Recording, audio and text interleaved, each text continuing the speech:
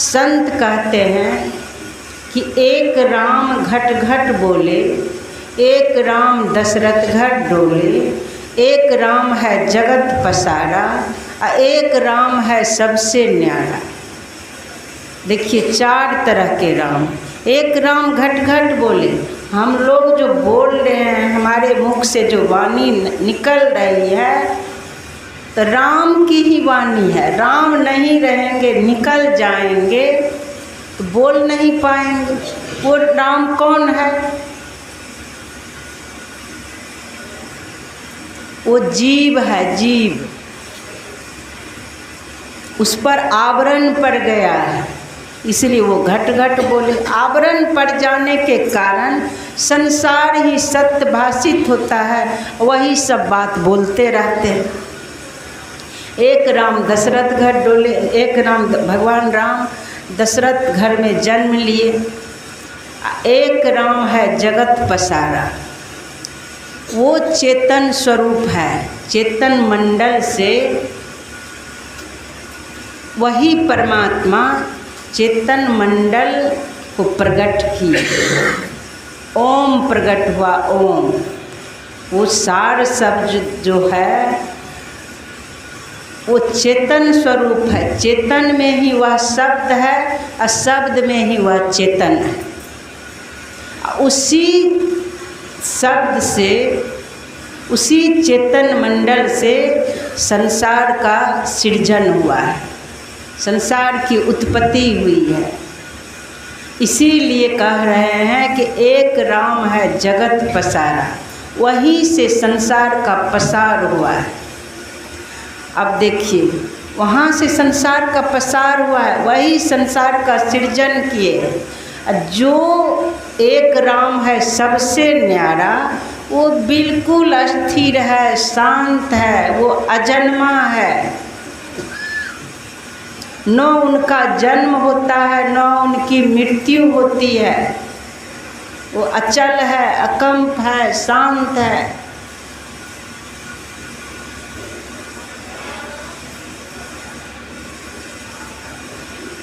उस राम को अगर जानना है, वो राम, जब तक उस राम को नहीं जानेंगे तब तक संशय खत्म नहीं होगा।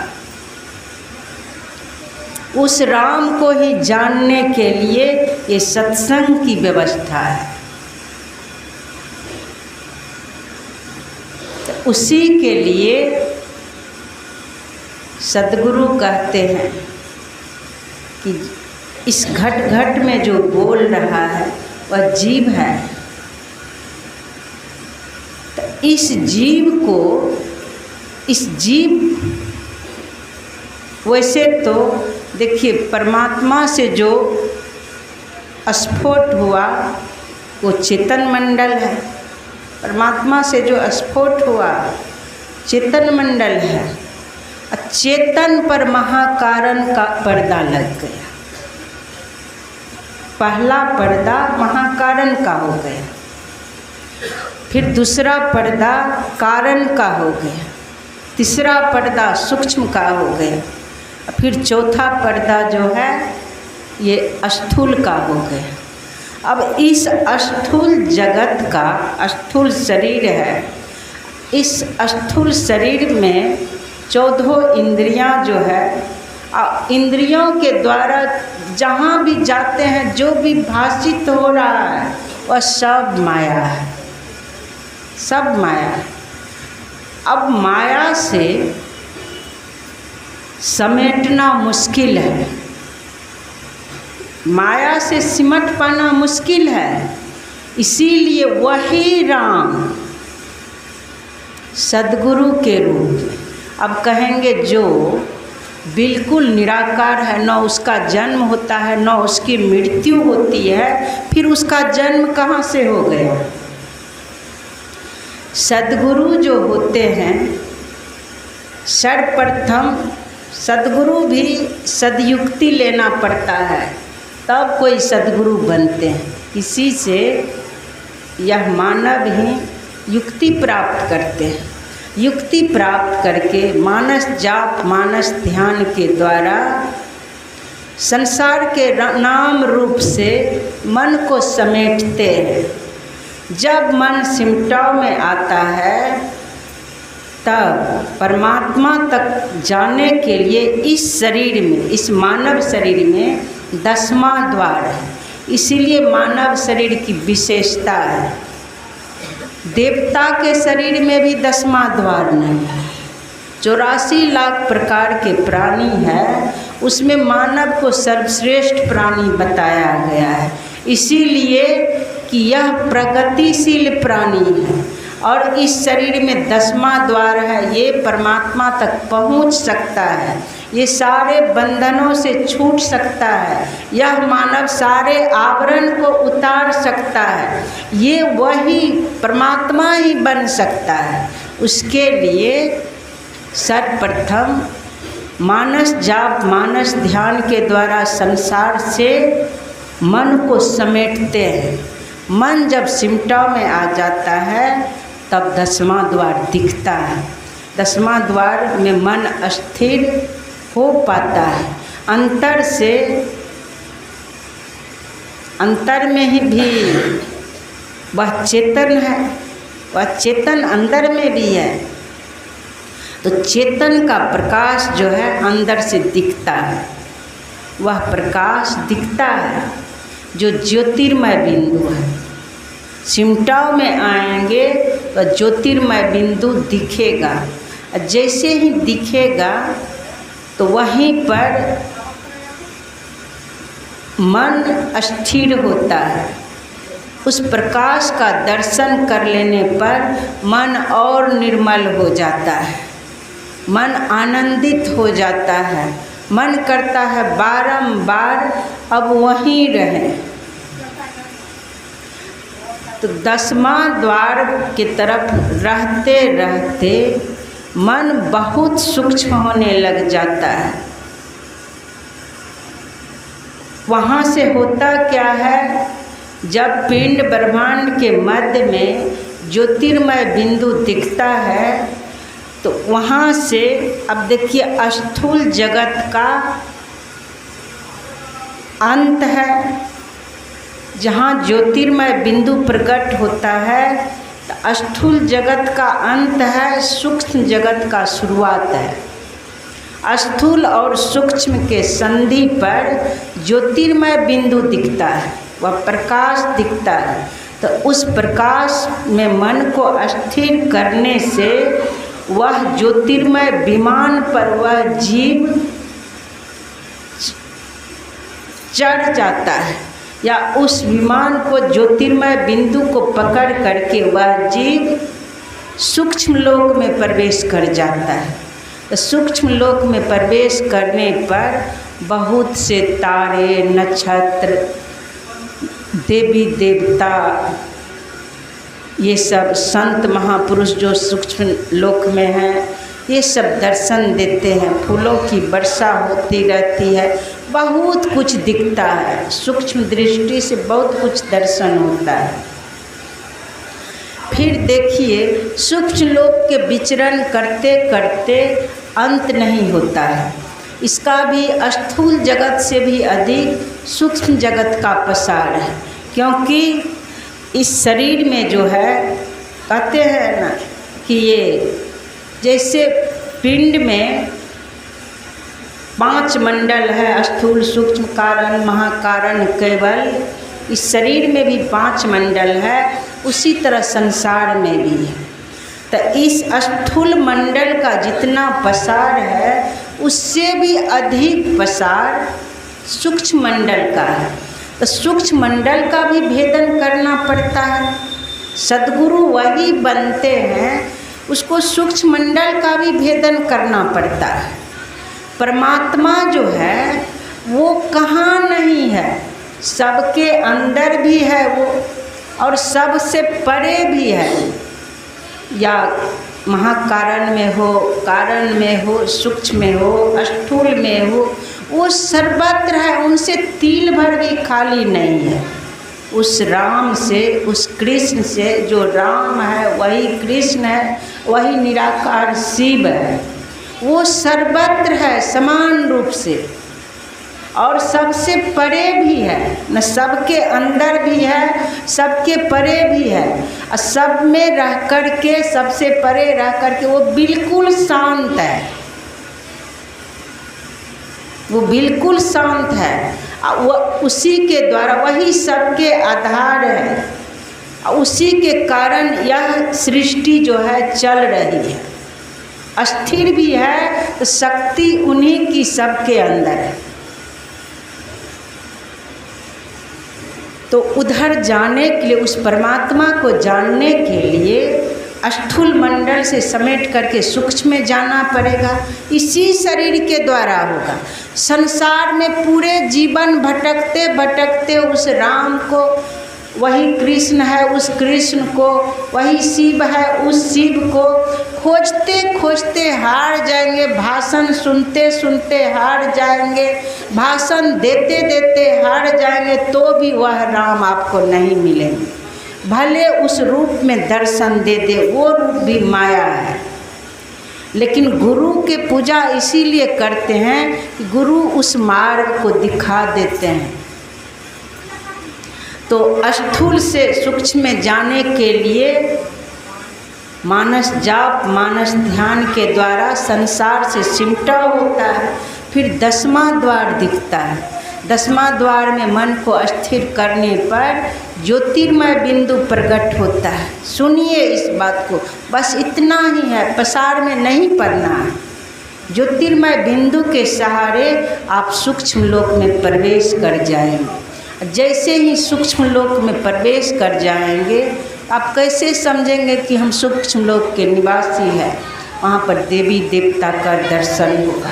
सारे रिद्धि सिद्धि लेकर के देवी देवता प्रकट हो जाते हैं। 3300 करोड़ देवी देवता प्रकट हो जाते हैं। लक्ष्मी, सरस्वती, पार्वती, ये सब प्रकट हो जाते हैं। और वहाँ पर जो वरदान मांगना है, अगर देवलोक भी जाना चाहते हैं तो गुरु का ही सहारा लेना पड़ेगा। गुरु ही बताएंगे कि 10वां द्वार कहाँ है। उन्हीं के ज्ञान से आप सिमटाव में आ सकते हैं। उन्हीं से प्रेम करके, उन्हीं को अपना हृदयेश्वर समझ करके आप संसार से सिमट सकते हैं। चाहे किसी भी इष्ट से आप प्रेम करते हैं। भगवान श्री कृष्ण से भी बहुतों को प्रेम है। अगर उस इष्ट से प्रेम हो गया तो आप सिमटाव में आ जाएंगे। जैसे रामकृष्ण परमहंस माँ काली से प्रेम किए तो एक ही नाम, एक ही रूप रह गया। माँ नाम ही रह गया और माँ का रूप ही रह गया। पत्नी को भी देखते थे तो उसमें भी काली ही दिखता था। तो उसी तरह से जिससे आपको प्रेम हो जाए, भगवान शिव से प्रेम है तो समझ लीजिए वो भी आपके इष्ट है। उससे बहुत प्रेम हो जाए। लेकिन उससे प्रेम होगा कैसे, उस शिव को जानेंगे कैसे? तो उसके लिए गुरु की आवश्यकता है। उसके लिए गुरु की आवश्यकता है। गुरु बता देते हैं कि स्थूल से सूक्ष्म में कैसे जाओगे, संसार के नाम रूप से कैसे सिमटा होगा, गुरु बता देते हैं। इसीलिए गुरु से प्रेम होता है, क्योंकि कोई मार्ग दिखा दिया तो उनका वो साधारण है। हमको संसार के बंधन से छूटने का मार्ग दिखा दिया तो वो गुरु है। वो गुप्त को प्रकट किए, उस रहस्य को खोल दिए। अब गुरु के फोटो को लगा के अब उसी में लगे रहेंगे, दिन रात धूप दीप अगरबत्ती दिखाते रहेंगे, फल प्रसाद चढ़ाते रहेंगे, तो फिर काम नहीं बनेगा। वो जो बता दिए हैं वो करना है। तो जिस इष्ट को आप मानते हैं, कोई गुरु को मानते हैं, कोई राम को मानते हैं, कोई कृष्ण को मानते हैं, कोई शिव को मानते हैं। जिस इष्ट से प्रेम है उनसे प्रेम करके उनको अपना हृदयेश्वर बना लीजिए। लेकिन सच्चे गुरु होना चाहिए, सच्चा गुरु होना चाहिए। तो उस गुरु के सहारे फिर स्थूल का अंत और सूक्ष्म का जहाँ शुरुआत है, संधि स्थल पर स्थिर होंगे तो वहाँ से पर सद्गुरु ज्योतिर्मय बिंदु को दिखाते हैं। उसके सहारे आप सूक्ष्म मंडल में प्रवेश कर जाएंगे। सूक्ष्म मंडल का भी विस्तार बहुत बड़ा है। देखते हैं देवता सब दिखते हैं, बहुत तरह से सूक्ष्म गुरु भी सूक्ष्म रूप में दिखते हैं, लेकिन वो भी माया है। उस माया से भी समेटना है अपने आप को। तो सद्गुरु वहाँ पर युक्ति बताते हैं। जो पहुँचे हुए गुरु हैं वो बता देते हैं कि सार शब्द पकड़ना पड़ेगा। जो परमात्मा से जो शब्द प्रकट हुआ है, डायरेक्ट परमात्मा से जो ध्वनि निकली है, उस शब्द को पकड़ना पड़ेगा। तो वहाँ पर अनहद शब्द प्रकट होता है। उस अनहद शब्द में वो सुनाई भी पड़ने लग जाता है। डोल, मृदंग, मजीरा, असंख्य शब्द, झिंगुर की आवाज़, इतना शब्द प्रकट हो जाता है। अब किसको सुनेगा, किस शब्द को पकड़ेगा? एक शब्द के सहारे आप सभी मंडल का भेदन कर सकते हैं। इसके लिए गुरु बता देते हैं कि इस शब्द को पकड़ना है। 3 क्रिया पहले बताते हैं, मानस जप, मानस ध्यान, दृष्टि साधन। बाद में सार शब्द कौन है, सार शब्द उसको बता देते हैं। तब जो संसार के नाम रूप से सिमटों में आ गए हैं, जिससे दृष्टि योग हो जाता है, जो अंतर ज्योति को प्रकट कर लिए हैं, तो वो उस सार शब्द को पकड़ने में लग जाते हैं। रात में जग जग करके वो सार शब्द के ध्वनि सुनने में लग जाते हैं। तो जो सार शब्द को पकड़ लेते हैं, तो सूक्ष्म मंडल में भी सुन रहे थे बहुत बड़ा पसार है। तो जब सार शब्द को पकड़ लेंगे तो सूक्ष्म मंडल का भी भेदन होना, सूक्ष्म मंडल से भी मार्ग तय होना शुरू हो जाता है। सूक्ष्म मंडल से भी अब आगे बढ़ने लग गए। जैसे किसी स्टेशन पर गाड़ी रुकती है, सीटी देने पर फिर गाड़ी खुल जाती है, तो फिर आगे बढ़ने लग जाती है। तो उसी तरह से फिर वहाँ जब शब्द को पकड़ेंगे, उस सार शब्द को, तो यह जीवात्मा आगे बढ़ने लग जाती है। जैसे ही शब्द छूटेगा वैसे ही फिर सूक्ष्म मंडल में विचरण करेंगे। जैसे ही उस सार शब्द को पकड़ेंगे फिर उतना मार्ग तय करेंगे। तो उस मार्ग तय करने में भी बहुत समय लगता है। तो आगे बढ़ते बढ़ते फिर सूक्ष्म के संधि स्थल पर आएंगे। सूक्ष्म का अंत और कारण का शुरुआत।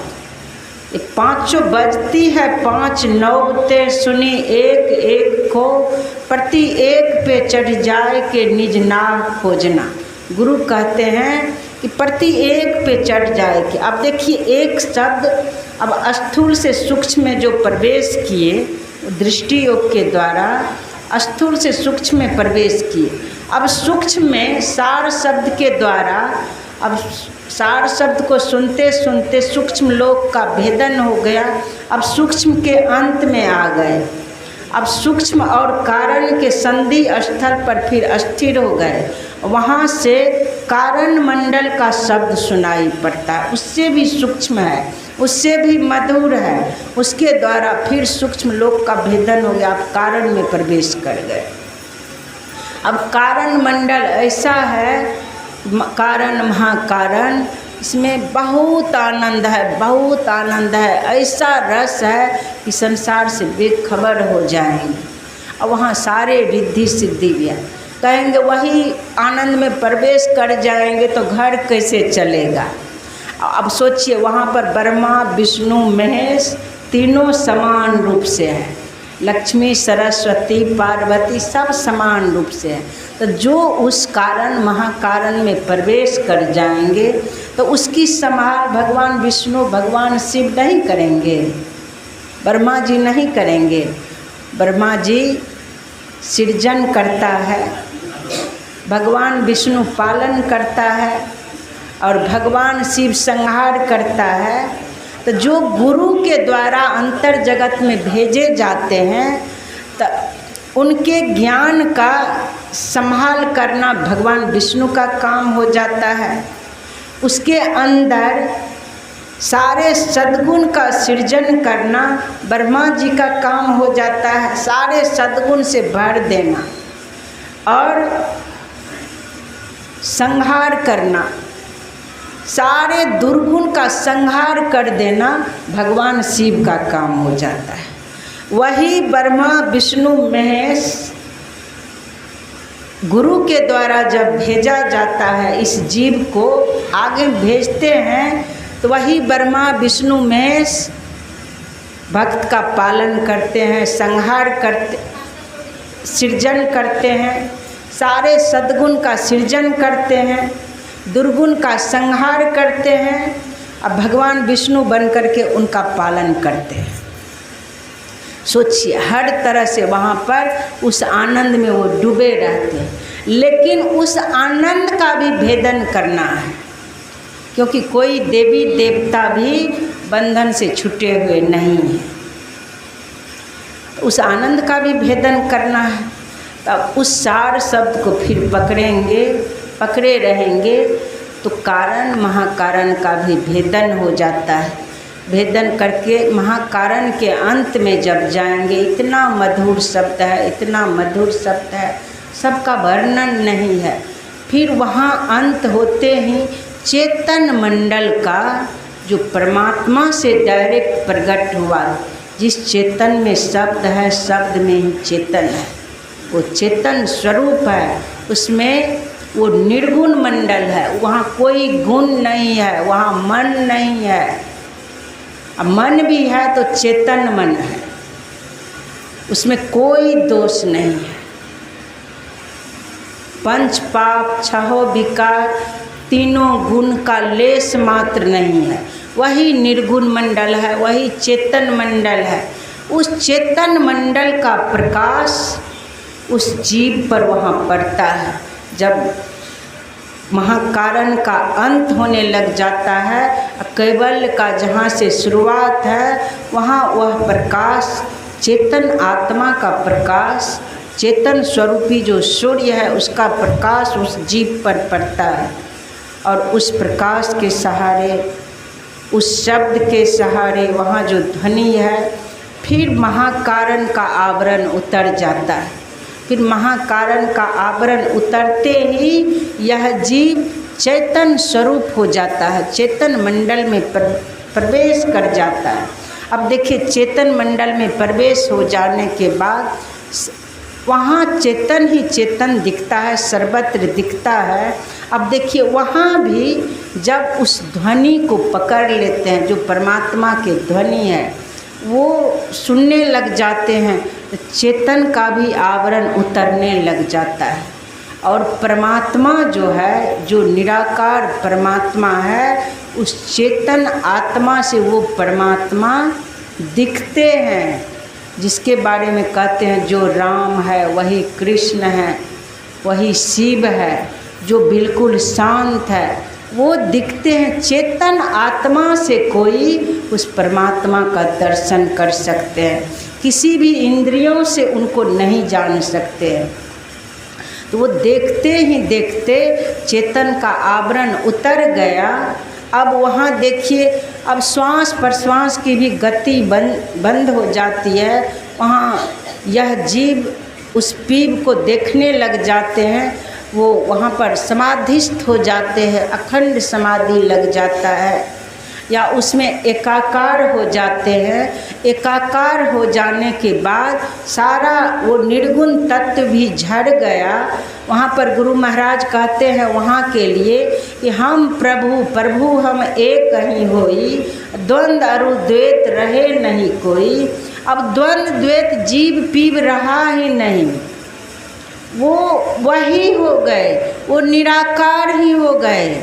अब वही राम है, वही कृष्ण है, वही शिव है, सब झड़ गया।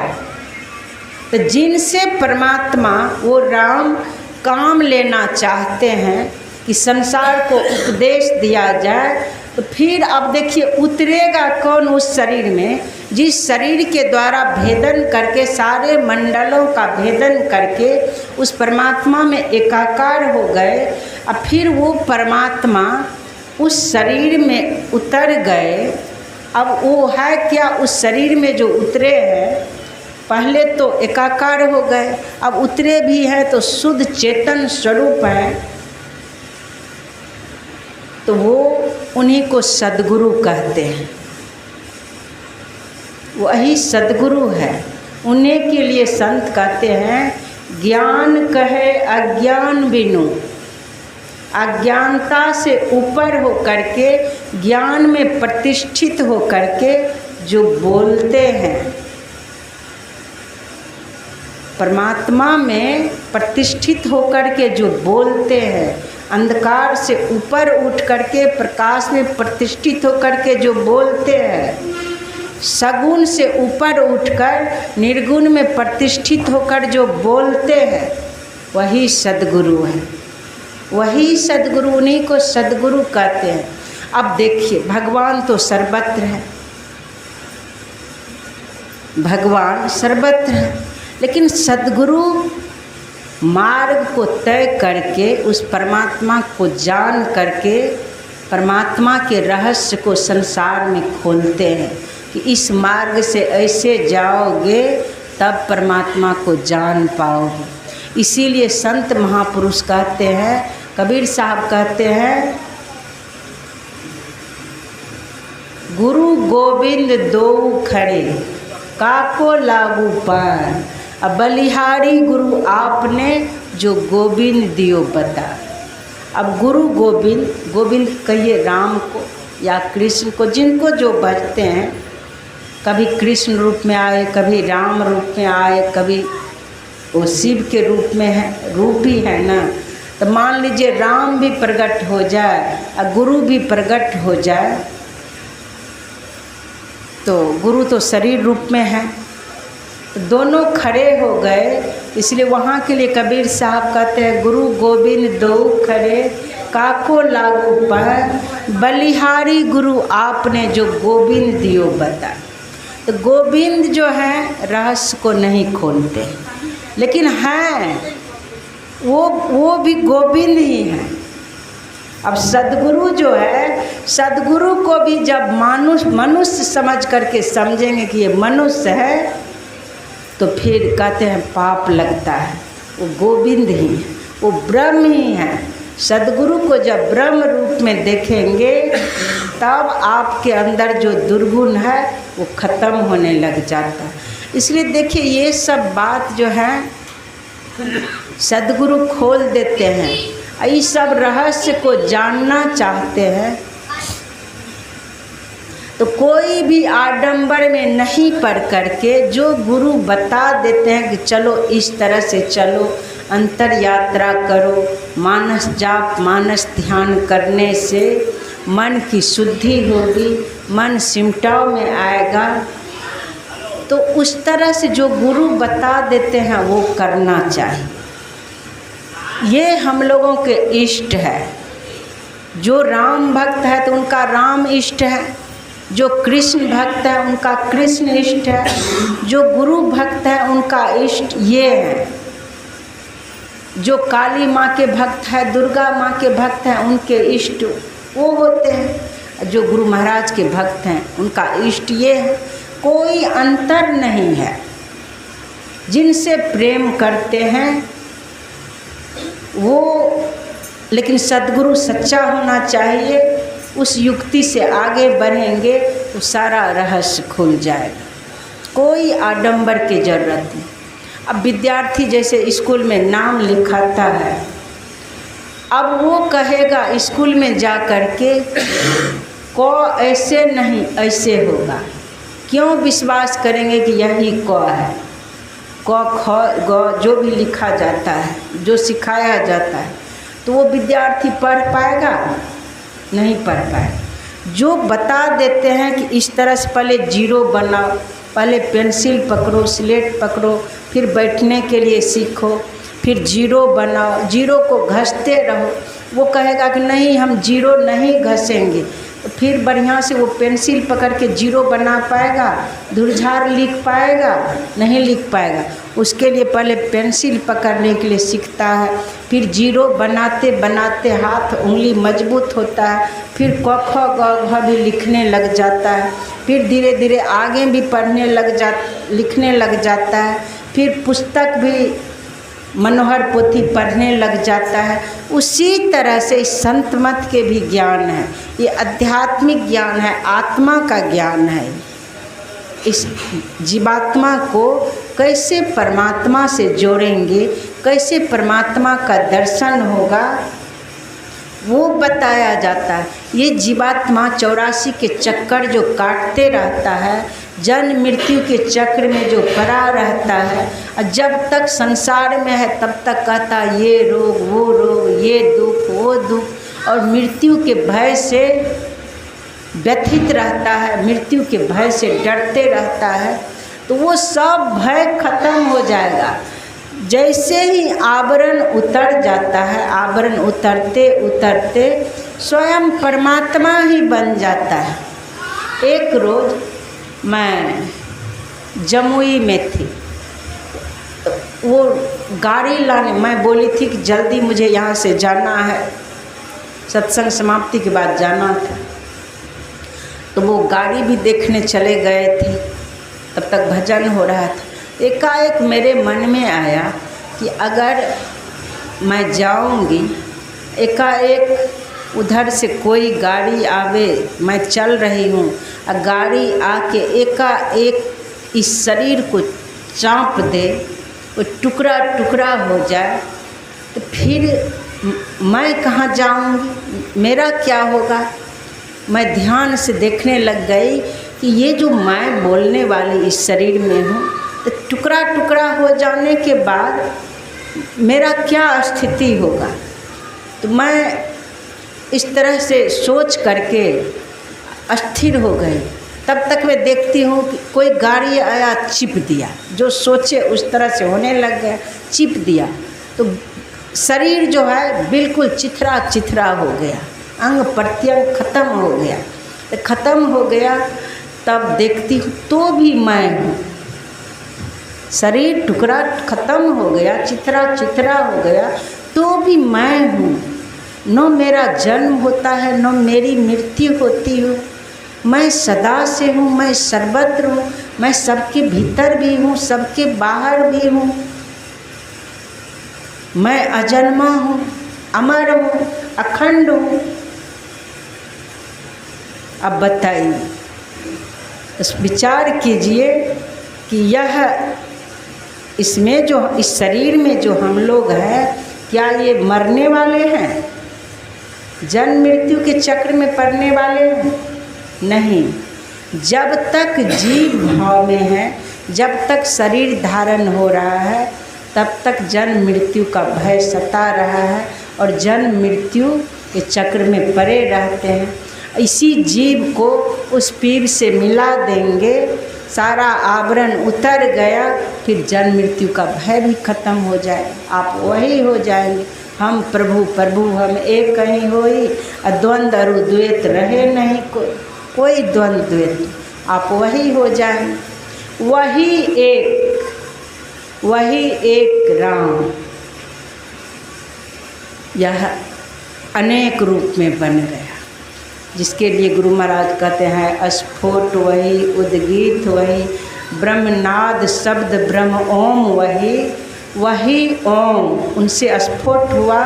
वही संसार में अनेक रूप से बन गया, लता वृक्ष पशु पक्षी मानव, अनेक रूप में कहते हैं 84 लाख प्रकार के प्राणी बन गए। 84 लाख प्रकार के प्राणी। अब एक प्राणी, इस पर भी मैं विचार की, एक दिन मेरे मन में हुआ कि 84 लाख प्रकार के प्राणी, ये मानव के लिए कहा गया है कि इतने प्रकार के हैं, तो मानव तो कोई बोला, मैं बोली किसी से कि मानव तो दिखता ही नहीं है अनेक प्रकार। तो बोले हाँ, बंदर जाति भी मानव में ही आता है, लाकर भी मानव में आता है। अब देखिए फिर भी 3 ठो दिख रहा है, और यहाँ पर 4-4 लाख के बात है, तो तो कैसे हुआ? तो अब देखिए यहाँ पर भी जितने आदमी हैं सबका रूप देखिए मिलता है, एक का भी रूप नहीं मिलता है। सबका स्वभाव भी मिला करके देखिए, एक का भी स्वभाव नहीं मिलता है। इतने प्रकार के मनुष्य बने, इतने प्रकार के मनुष्य बने। तब ये रहस्य को गुरु महाराज खोल दिए कि अनेकों प्रकार के चेहरा है मानव जाति, लेकिन अनेकों प्रकार के स्वभाव है। इसीलिए किसी तरह से कोई भी आडंबर में नहीं फंस करके जिस इष्ट से आपको प्रेम है प्रेम कर सकते हैं, लेकिन उस इष्ट को अपने अंदर में वो प्रकट कैसे होंगे? क्योंकि उनके इष्ट ही अपने स्वरूप को अपने अंतर में उस शरीर में प्रकट कर देते हैं। उनके इष्ट ही अपने आत्म स्वरूप को प्रकट कर देते हैं अंतर में। तो उसके लिए सच्चे सद्गुरु की आवश्यकता होती है, जो पहुँचे हुए हैं, जो उस रहस्य को खोल लिए हैं, उस परमात्मा को जान लिए हैं, आत्मा को जान लिए हैं, द्वंद्व द्वैत को मिटा दिए हैं, सारे आवरणों को उतार दिए हैं, पंच पाप और छह विकारों को भस्म कर दिए हैं, तीनों गुणों को भस्म कर दिए हैं। ऐसे सद्गुरु की आवश्यकता है। ऐसे सद्गुरु के चरण शरण में जाने पर, ऐसे सद्गुरु से सद्युक्ति प्राप्त कर लेने पर आप संसार के सारे बंधनों को ख़त्म कर सकते हैं, सारे बंधनों से छूट सकते हैं। नहीं तो घोर अंधकार में पड़े रहेंगे। संसार अंधकार का ही रूप है। अंधकार में रहने पर यह जीव दुखी रहता है। देखते हैं घर में सारी व्यवस्था है, सारे सुख के साधन है, किसी तरह के कमी है? अभी गर्मी लगने पर पंखा खोल लेते हैं, मच्छर लगने पर मच्छरदानी लगा लेते हैं, भूख लगने पर भोजन कर लेते हैं, प्यास लगने पर पानी पी लेते हैं, सारी व्यवस्था इस मनुष्य के लिए, फिर भी ये दुखी क्यों है? क्यों दुखी? तो इस दुख से छूटने के लिए ही गुरु की ज़रूरत है। इसलिए गुरु से प्रार्थना करते हैं रोज, प्रेम भक्ति गुरु दीजिए बिनबो कर जोड़ी। हे गुरुदेव प्रेम भक्ति दीजिए। इस संसार को पार करने के लिए, इस संसार को अपना बनाने के लिए, आपस में मेल से रहने के लिए प्रेम भक्ति की ज़रूरत है। जब तक आपके अंदर प्रेम प्रकट नहीं होगा, जब तक आपके अंदर भक्ति प्रकट नहीं होगी, तब तक आपस में मेल भी नहीं रहेगा और तब तक आप संसार सागर से पार भी नहीं हो सकते। इसीलिए प्रेम भक्ति की मांग करते हैं। प्रेम भक्ति कैसे प्रकट होगा? गुरु का सहारा लेना पड़ेगा, तब आप प्रेम से सेवा कर सकते हैं। सेवा से सद्गुण है आते, जिससे जीवन सुखमय होता, जिसमें है सेवा भाव नहीं साही सुख चैन का। जो माता पिता हार मांस के शरीर को जन्म दिए हैं, उस माता पिता के भी सेवा में कमी करते हैं, माता पिता की संभाल नहीं करते हैं, माता पिता के आज्ञा में नहीं चलते हैं, तो उससे माता पिता दुखी रहते हैं कि नहीं? बताइए। जो माता पिता के आज्ञा में चलते हैं, माता पिता को गौरव होता है, अरे मेरा बेटा जो है बहुत समझदार है, मेरे आज्ञा का पालन करता है, यही बेटा जो है आगे चल कर के होनहार होगा, यही बेटा जो भी करना चाहेगा वो कर सकता है, क्योंकि ये आज्ञा का पालन करता है। उसी तरह सद्गुरु है। अध्यात्म जगत में प्रवेश करने के लिए, अध्यात्म की तरफ चलने के लिए, आत्म प्रकाश पाने के लिए सद्गुरु का ज्ञान है, सद्गुरु का वह मंत्र है। पहले उस ज्ञान को, सद्गुरु के ज्ञान को समझना पड़ेगा, फिर उसको आचरण में उतारना पड़ेगा। उसी तरह से मंत्र दीक्षा लेना पड़ता है, फिर मंत्र जाप करना पड़ेगा। मंत्र जाप करने से क्या होता है तो अंदर में ही अनुभव होगा, अंदर से ही आप सिमटा में आएंगे, आपके अंदर शक्ति बढ़ने लग जाएगी, आपके अंदर ज्ञान बढ़ने लग जाएगा, आपके अंदर सिद्धि आने लग जाएगी, आप प्रकाशवान होने लग जाएंगे, आपके अंदर वह तेज सद्गुरु का तेज समाने लग जाएगा, आप तेजस्वी बनने लग जाएंगे, यशस्वी बनने लग जाएंगे, जितेंद्रिय बनने लग जाएंगे। सद्गुरु जो है सभी इंद्रियों पर विजय प्राप्त किए हुए हैं, इसलिए सद्गुरु के सारे सद्गुण आपके अंदर भर जाएंगे। इसीलिए सद्गुरु की पूजा होती है। अब जो समझे हैं कथा प्रसंग के तरफ मैं नहीं गई, समय कितना है, अब समय भी हो गया। फिर अपराह्न कालीन के सत्संग में आइए और घर परिवार में कैसे चलना है।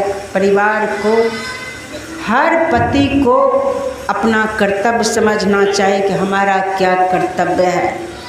हर पत्नी को पतिव्रत धर्म के पालन करना चाहिए, हर पति को पत्नीव्रत धर्म का पालन करना चाहिए, हर माता को अपना धर्म का पालन करना चाहिए, हर पिता को अपना धर्म का पालन करना चाहिए, पुत्र को अपना धर्म का, सबको अपना अपना धर्म।